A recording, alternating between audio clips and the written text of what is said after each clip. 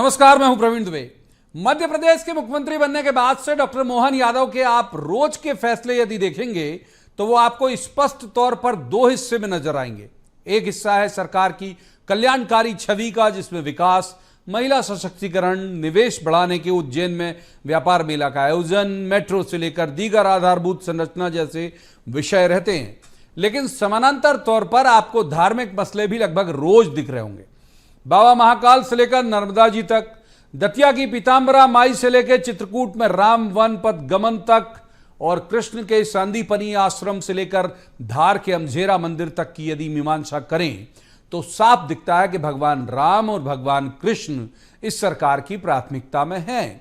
आज चित्रकूट में भी उन्होंने कहा कि हमारी सरकार सभी कानूनी पहलुओं को ध्यान में रखते हुए सनातन संस्कृति की ध्वजा लहराएगी। भगवान श्री कृष्ण के धाम को हम सब दुनिया के सामने लाने के लिए लालायत हैं। तो आज बात इसी मसले की करेंगे। क्या मध्य प्रदेश को सनातन संस्कृति और विकास को एक साथ साधने वाला पहला मुखिया मिला है? क्या वे तेजी से प्रदेश की उस खोई हुई सनातन पहचान को पुनर्स्थापित करने के काम में लगे हैं?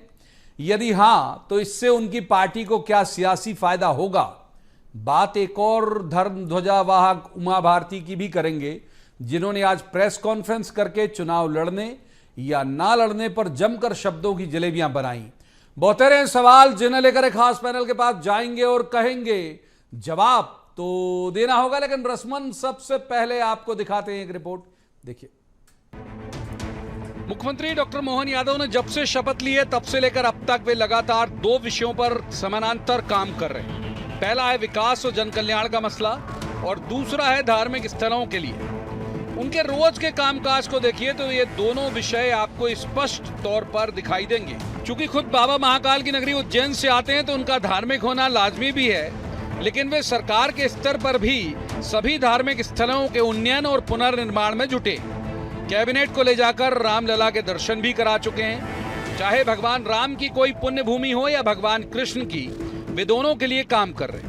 उनके बीते कई फैसले इसकी गवाही देते हैं। आज चित्रकूट में वे थे। उन्होंने बहुत सी योजनाओं का शुभारंभ किया, जिनमें राम वन पथ गमन से लेकर दतिया और अमरकंटक भी शामिल था। डॉक्टर यादव ने कहा, हमें सनातन संस्कृति पर गर्व है। हम भगवान श्री राम और श्री कृष्ण को मानने वाले हैं। हम उनके मामले में कोई कंप्रोमाइज नहीं करेंगे। 50 करोड़ के अमरकंटक के निर्माण कार्य का भी यहीं से आपके साथ साथ वर्चुअल रूप से उसका भी शुभारंभ कर रहा है। जोरदार ताली बजाओ।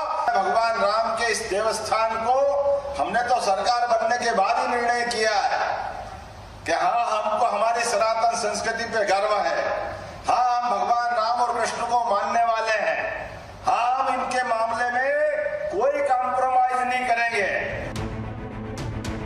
एक बात और डॉक्टर यादव की काबिले गौर है, जिसे वे कई बार दोहरा चुके हैं, कि मध्य प्रदेश की धरती पर जहां जहां भगवान श्री राम, भगवान श्री कृष्ण के चरण पड़े, उन सभी स्थान को तीर्थ स्थल बनाकर आदर्श रूप में विकसित करेंगे। उन्होंने कहा कि हमारी सरकार सभी कानूनी पहलुओं को ध्यान में रखते हुए सनातन संस्कृति की ध्वजा लहराएगी। भगवान श्री कृष्ण के धाम को हम सब दुनिया के सामने लाने के लिए लालायत हैं। बीते दिनों उनका दौरा धार जिले में हुआ तो वे अमझेरा के उस मंदिर भी गए जहां किंवदंती के मुताबिक भगवान श्री कृष्ण ने रुक्मणी का हरण किया था। अयोध्या में भव्य राम मंदिर तो बनकर तैयार हो गया, यानी ये तय है कि अब उनकी वरीयता में भगवान श्री कृष्ण है।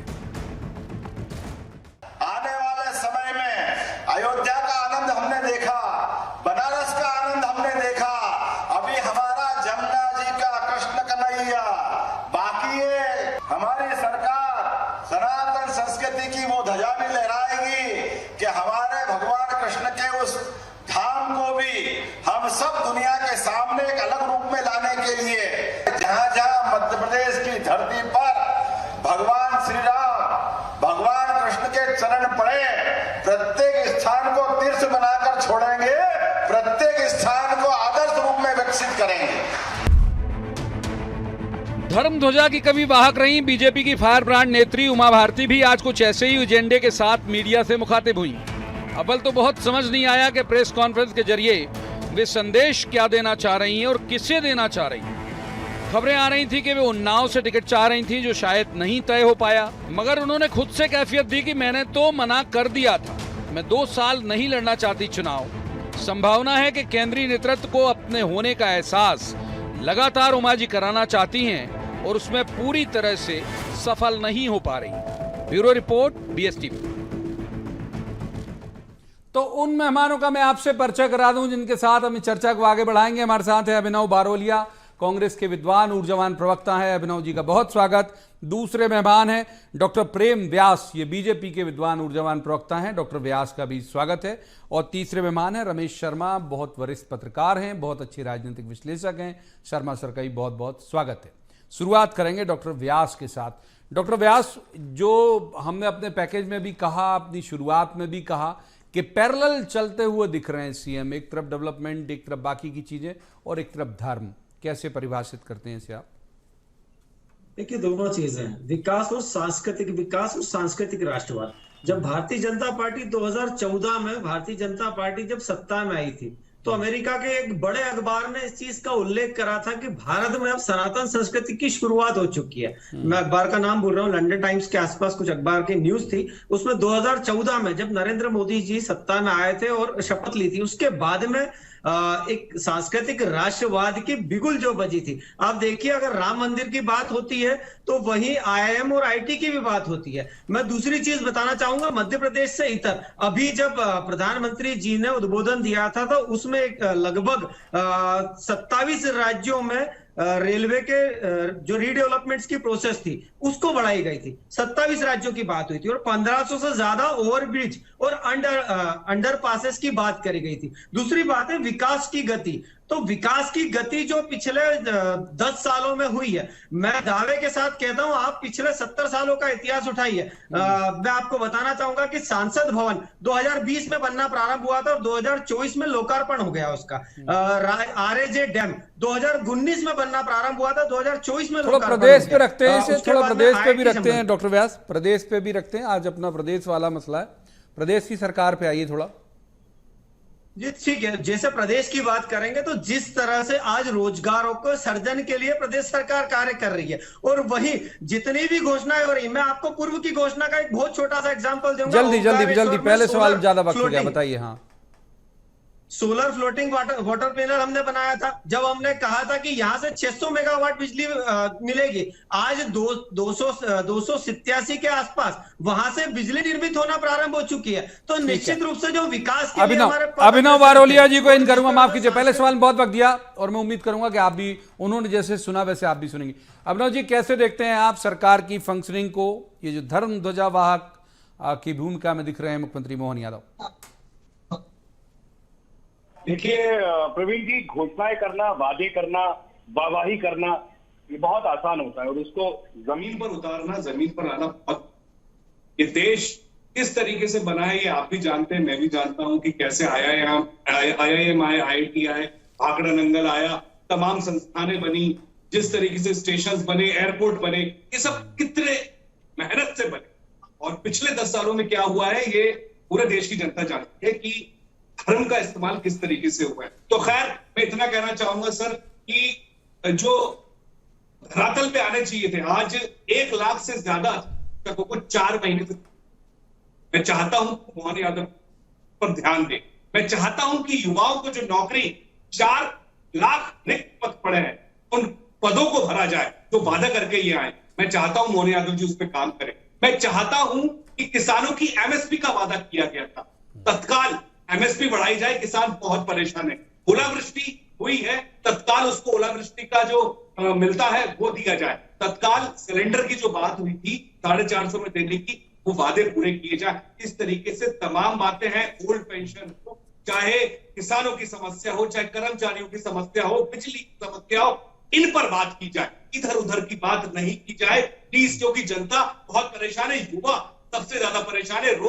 रोज साइड हो रही है, पेड़ पे लटकी हुई लाशें मिल रही है, कोई छत पे से कूद रहा है परिवार को लेके, कोई पेड़ के ऊपर लाशें परिवार के साथ आत्महत्या कर रहा है।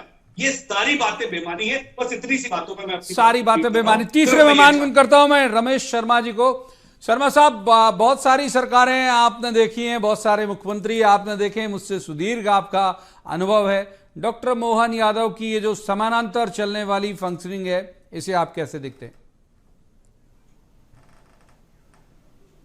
देखिए, मोटे तौर पर ये समानांतर चलने वाली संस्कृति ठीक वैसी ही है जिसकी कल्पना कभी गांधी जी ने की थी और स्वतंत्रता के बाद सरदार वल्लभ भाई पटेल ने बिल्कुल ऐसी ही शुरुआत की थी। एक और उन्होंने विकास कार्य शुरू किए थे तो दूसरी ओर उन्होंने सोमनाथ मंदिर के जीर्णोद्धार का काम भी शुरू किया था। ठीक उसी प्रकार ग्राम राज और राम राज की जो कल्पना और स्वराज की जो कल्पना गांधी जी ने दी थी, उसमें भी विकास के साथ साथ धर्म जुड़ा हुआ था। हमारे यहाँ कहा भी गया है कि ये चारों चीजें साथ चलना चाहिए, धर्म भी, अर्थ भी, काम भी और मोक्ष भी। काम से अर्थ है भौतिक सुविधाओं को, तो ये चारों चीजें साथ चलना चाहिए। मोहन यादव जी मध्य प्रदेश में निश्चित रूप से उसी लाइन पर चल रहे हैं। कहीं ना कहीं धार्मिक स्थलों का विकास भी हो तो व्यक्ति का जो आत्मविश्वास होता है वो कहीं ना कहीं धर्म और आध्यात्म से ही होता है, तो उस लाइन पर भी चल रहे हैं और उसके साथ साथ विकास कार्यों की जो बात चल रही है कहीं ना कहीं वो भी चल रहे हैं। भारत की संस्कृति के उत्थान के लिए जो काम होने चाहिए, मैं समझता हूँ हर सरकार को उसमें करना चाहिए। मोहन यादव, योगी जी के बाद मोहन यादव उसको बहुत तेजी के साथ काम कर रहे हैं। यद्यपि राम पथ गमन को लेकर के, गौ रक्षा को लेकर के पिछली जो छत्तीसगढ़ की सरकार थी भूपेश बघेल जी की, उन्होंने भी काम किया था जिसकी मैंने हमेशा प्रशंसा की।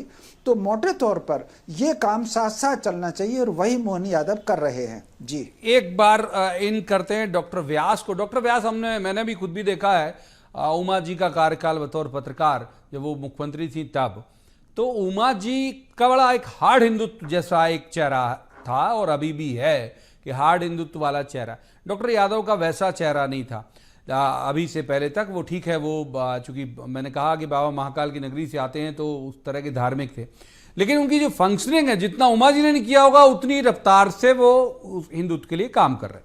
आपकी टिप्पणी? देखिए, निश्चित रूप से उमा जी हमारी बड़ी नेता थी और मैं दूसरी थोड़ा सा इतर कहना चाहूंगा कि अभी जिस तरह से भोपाल से टिकट कटा साध्वी जी का, उसके बाद साध्वी जी का स्टेटमेंट कि जितने भी संत समाज होते हैं उनको एक नियत समय के लिए प्रभु प्रदत्त करते हैं और एक नियत कार्य के लिए प्रदत्त करते हैं। तो उमा जी का भी सेम स्टेटमेंट कुछ समय पूर्व में आया था। उमा जी ने भी यही स्टेटमेंट कहा था कि 2003 के पूर्व में जिस तरह से बंटाढार सरकार थी और उसके बाद में उमा जी का पदार्पण हुआ और कुछ सालों तक जब तक ईश्वर ने उनको प्रदत्त करा, उन्होंने इस चीज को स्वीकारा और आगे भी उमा जी की जहां जरूरत होगी भारतीय जनता पार्टी को, उमा जी स्वयं ये बात कह चुकी है। उमा जी के मसले पे आऊंगा ना, मैं केवल तुलनात्मक के तौर पर मैंने जिक्र किया था। उमा जी के मसले पे जरूर आएंगे हम। मैं तुलनात्मक कह रहा था उमा जी और डॉक्टर मोहन यादव। देखिए, उमा जी के समय पर परिस्थिति यह थी कि 2003 से 2014 के मध्य में केंद्र में कांग्रेस शासित सरकार थी और 2014 के बाद में अभी डबल इंजन की सरकार है। तो सांस्कृतिक राष्ट्रवाद का बिगुल जो प्रदेश से बज रहा है वही देश से भी बज रहा है, वही विदेशों से भी बज रहा है। तो यह मुख्य परिवर्तन है इन दोनों कार्यकाल में। आज अगर साक्षरता के साथ में, निर्भीकता के साथ में कोई भी सरकार सांस्कृतिक विकासवाद और विकास के पद पर अग्रसर होती है तो उसे संकोच नहीं होता। ठीक है, एक बार अभिनव जी को इन करते हैं। अभिनव जी, आप लोगों के साथ मुश्किल ये है कि आप दो नाव में सवारी करते हैं। मतलब ये मेरा भी आकलन है, वो मुझे लगता है शर्मा जी का भी आकलन होगा कि भाई ये पक्ष भी नाराज नहीं हो, ये पक्ष भी नाराज नहीं हो, इसलिए कभी खुल के विरोध भी नहीं कर पाते आप। तो आप भले मन आपको लगता होगा कि यार ये एक खास वर्ग के लिए कर दिया इनने, लेकिन विरोध अब आप करेंगे तो नर्मदा जी के विरोधी कहला जाएंगे, राम के विरोधी कहला जाएंगे। तो आपकी मजबूरी है कि साथ रहना उनके हर निर्णय में और कुछ मार्जिन तलाशना जो आलोचना के लायक मिल जाए। मैं सही हूं क्या? नहीं प्रवीण जी, देखिए आप बहुत मतलब मीडिया जगत से हैं, आपका नाम भी बहुत ऊपर है। रमेश शर्मा जी तो आदरणीय है, मतलब उनका तो कोई सानी नहीं है, लेकिन मैं जितना समझ पाता हूं प्रवीण जी, उतना मुझे लगता है कि देश संविधान से चलता है, सबसे बड़ी बात। और हमें संविधान के हिसाब से ही चलना चाहिए, आपको भी और मुझे भी और शर्मा जी को भी और व्यास जी को। तो संविधान जो हमें कहता है कि सर्वधर्म सद्भाव, वो भावना अपने अंदर होनी चाहिए और उसी भावना को हम प्रकट करते हैं। हम कांग्रेस के लोगों को ये कहा दिया जाता है कि आप पूजा क्यों कर रहे हैं? अरे यार, मैं बचपन से सूर्य को जल चढ़ा रहा हूं, मैं उपवास रखता हूं, कल शिवरात्रि है, तो उसमें भी ऑब्जेक्शन हो जाता है कि अरे कांग्रेस ही उपवास रख रहे हैं। तो ये बातें जो आई है ना, ये कैसे प्रचारित हुई इन्हीं के द्वारा कि कैसे भी करके संविधान को खत्म करने की बात हो, चाहे गोड़ से जिंदाबाद की बात हो जो साध्वी प्रज्ञा जी करती थी, तो ये कभी भी उसको डिफेंड नहीं कर पाए। मन से माफ नहीं कर पाऊंगा, अपनी जगह था, लेकिन क्या होता है ना, ये भी उसको डाइजेस्ट नहीं कर पाते। दो बातें कि कैसे करें हम। या तो ये कह नहीं पाते कि एक वर्ग विशेष को हम इस देश से निकाल देंगे, ये भी नहीं कहते, उनके मुस्लिम मंच भी बने हुए हैं, तो ये ड्यूल होके चलते, लेकिन हम सीधा चलते कि हिंदू मुस्लिम सिख ईसाई आपस में है भाई भाई, और इसी पे चलेंगे हम। नफरत की दुकान जो है उसको बंद करने की पूरी, आप देख रहे हैं, तैयारी पूरी है हमारी, और मोहब्बत की दुकान पूरी देश में खुलेगी। तो हम इस नफरत के साथ नहीं चल सकते सर, इसलिए हमें थोड़े इल्जाम और आक्षेप लग जाते हैं प्रवीण सर, जिसका आप समझ रहे होंगे, मेरी दिल की भावना भी समझ गए। नहीं, मैं समझ गया, मैं आपकी भावना भी समझ गया, आपके भाव भी समझ गया। एक बार रमेश शर्मा जी को इन करता हूं। रमेश जी, वही सवाल जिसका डॉक्टर व्यास अपनी राजनीतिक प्रतिबद्धता के चलते खुल के जवाब नहीं दे पाए, मैं आपकी तरफ लेके आता हूं वही सवाल कि उमा जी की जो इमेज थी उस वक्त जब वो सीएम बनी, वो उनकी हार्ड हिंदुत्व की इमेज थी। ये धार्मिक जरूर थे, धार्मिक इनकी छवि पहले से थी, लेकिन हार्ड हिंदुत्व वाली इमेज इनकी नहीं थी। लेकिन काम जो हो रहा है वो मुझे लगता है आपने भी देखा होगा कि उमा जी से ज्यादा रफ्तार से ये उन सनातन संस्कृति के लिए काम कर रहे हैं। देखिए, इसमें कोई शक नहीं कि उमा जी चूंकि संत थी और वो प्रवचनकार भी थी, तो प्रवचनकार या उनकी वेशभूषा के कारण उनकी जो छवि हार्ड हिंदुत्व की थी, कुछ भाषण भी उनके थे। लेकिन उनकी अगर प्रवीण जी आपने कार्यशैली भी देखी होगी तो उनकी कार्यशैली में सोचना बहुत ज़्यादा था, और कई बार वो निर्णय लेने में, निर्णय बदलने में और निर्णय लेने में बहुत संकोच कर जाती थी।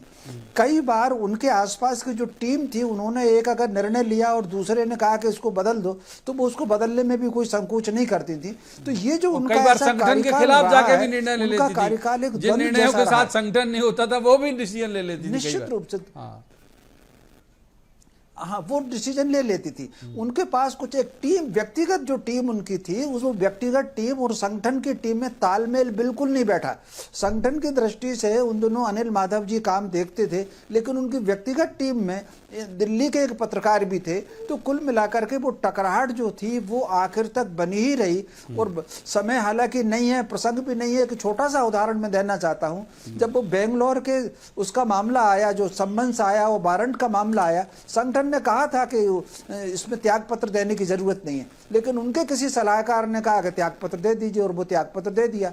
ठीक उसी प्रकार जो है उनके कई ऐसे निर्णय रहे। लेकिन मोहन यादव जी के एक बात मैं जरूर कहूंगा, मोहन यादव जी क्योंकि कहीं ना कहीं बोलते कम हैं, और बोलते कम हैं, और वो जो निर्णय जो लेते हैं वो निर्णय कहीं ना कहीं उनकी जो संपर्क रहा है वो अनिल माधव जी के साथ रहा है। वो जो उन्होंने जावली बनाई है, तो जावली की टीम के जो 8-10 लोग कोर ग्रुप के थे, उसमें मोहन यादव जी थे। बोलना कम और काम को ज़्यादा करना, तो वो जो शैली उनकी उस समय थी, वो शैली अगर आप देखेंगे तो उज्जैन में जब वो विकास प्राधिकरण के थे तब भी वो शैली दिखी, पर्यटन निगम में थे वो शैली दिखी, और वो वही शैली थोड़ी सी 2 कदम और आगे चल करके आज मुख्यमंत्री के रूप में उनकी दिख रही है। तो वो कहीं ना कहीं काम के मामले में बहुत हार्डकोर के व्यक्ति हैं।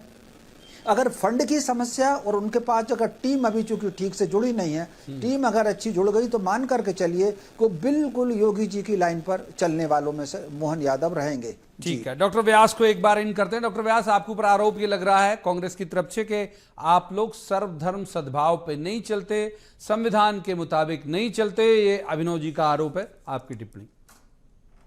देखिए, संविधान के मुताबिक ही चले थे, तभी तो 70 वर्षों तक राम मंदिर के लिए लड़ते रहे, और उसके बाद में जब कोर्ट के द्वारा निर्णय हुआ तब जाके हमने मंदिर बनाया। 2003 में रडार मैपिंग की जरूर अटल जी ने बात करी थी, और रडार मैपिंग के बाद ये तय हुआ कि वहां राम मंदिर के अवशेष मिले। उसी को 1976 में कांग्रेस नकार चुकी थी। अब मुझे 2-3 बातें प्रवीण जी प्लीज कहने दीजिए। बोलिए, पहले भी नहीं रोका भाई,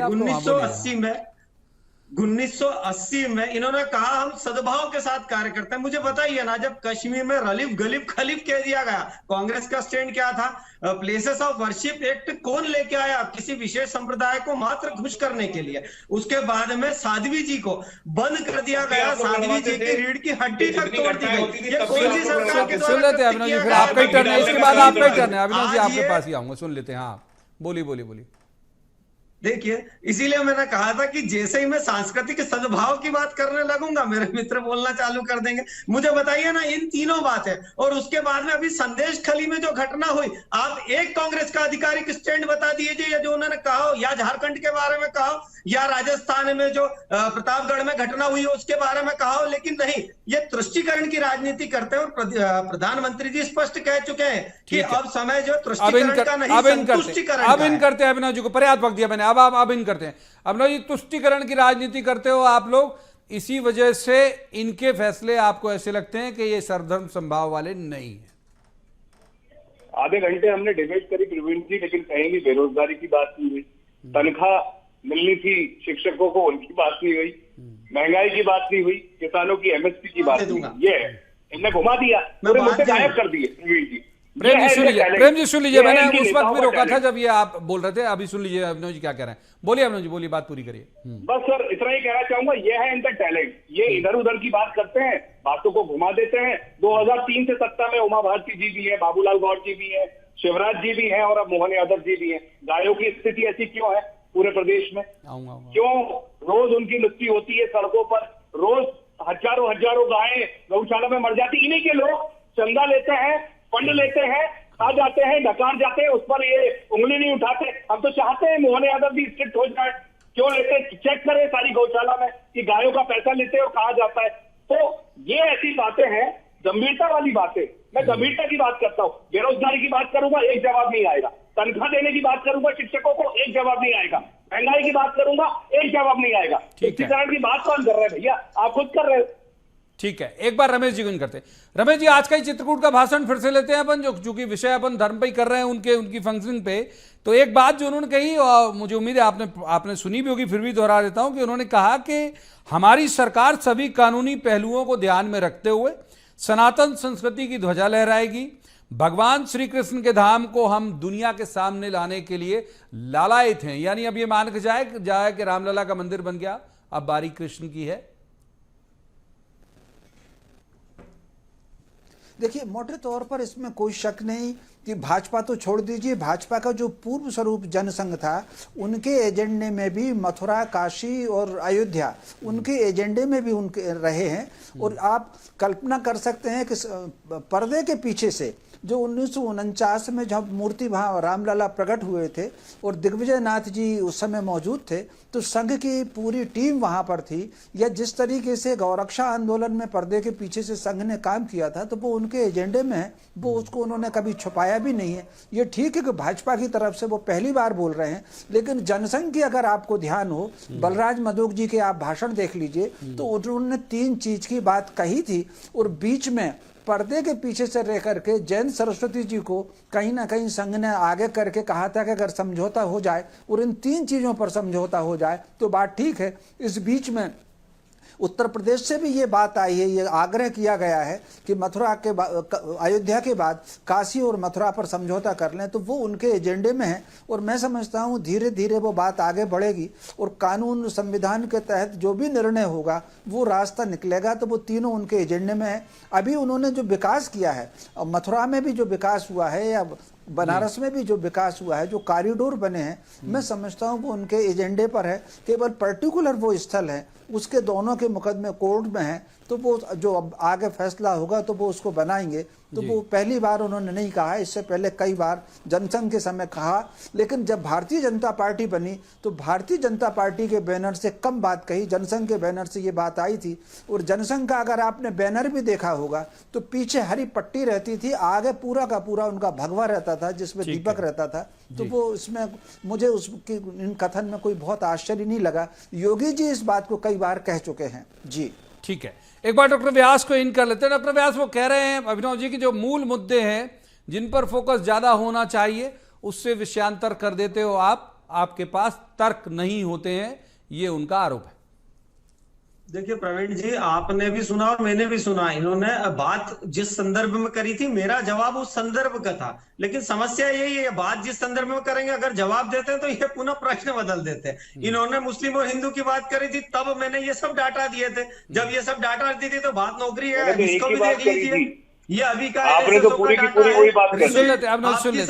आपकी बारी है इसके बाद। आपकी सरकार थी 5 साल तक छत्तीसगढ़ में, और ये एनएसएसओ का रिसेंट आ रहा है, सबसे कम बेरोजगारी दर ग्रामीण मध्य प्रदेश में है। ये एनएसएसओ का रिसेंट डाटा है। ईपीएफओ की डाटा अगर बात करूंगा संपूर्ण भारत की, तो 11 करोड़ ईपीएफओ रजिस्टर हुए थे और पिछले 10 सालों में 27 करोड़ हुए। मतलब हमने 16 करोड़ लोगों को नौकरी से जोड़ा है। 3000 स्टार्टअप रजिस्टर हुए मध्य प्रदेश में। और दूसरा जो मैंने कहा था कि हम विकास पथ पर अग्रसर है, हमने जो जैसा मैंने बताया कि जो पूर्व में विकास कार्य किए हैं, आप देखिए ओमकारेश्वर का जो सोलर फ्लोटिंग वाटर सिस्टम है, आज वो कार्यरत है कि नहीं। हमने मेडिकल कॉलेजेस की बात करी थी, आज बन रहे हैं या नहीं। 30 के लगभग, जिसमें 4000 डॉक्टर्स पर ईयर बनेंगे। तो निश्चित रूप से हमने विकास किया है। आज महंगाई की अगर बात करूंगा तो मैं दावा कर रहा हूं। ठीक है, मैं अभिनव जी को इन करता हूं, वो बहुत बारीकी से आपकी बात सुन रहे थे, अभी इन करते हैं। अभिनव, जवाब आपका। प्रवीण जी, आप भी जब गाड़ी से चौराहे पर जाते होंगे या निकलते होंगे तो देखते होंगे छोटे छोटे बच्चे ऐसे हाथ की कुछ दे दो सर, खाने को दे दो सर। ये स्थिति है इस प्रदेश की। ये क्या बातें करते हैं, झूठे आंकड़े लेके बैठ जाते हैं। लेकिन मैं इतना कहना चाहूंगा कि ऐसे ही लोग आत्महत्या नहीं करते सर, बहुत मजबूरी हो जाती है। अच्छे अच्छे बड़े बड़े बिजनेसमैन भी आत्महत्या कर रहे हैं, क्यों कर रहे हैं? ये बहुत दुखद बातें हैं जिनको ये नहीं समझ पाएंगे। आंकड़े दो, लेकिन स्थिति इतनी बुरी क्यों है, इस पर तो बात करो।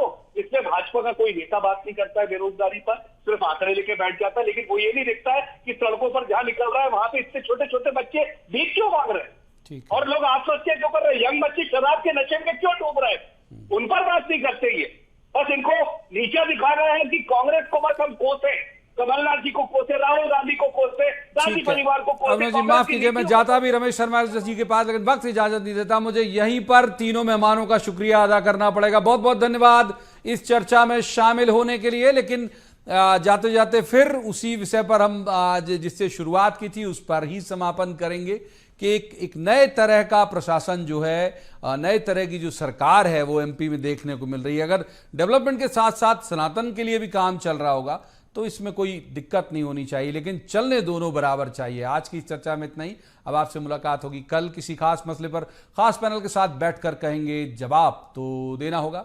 आप देखते रहिए BS TV।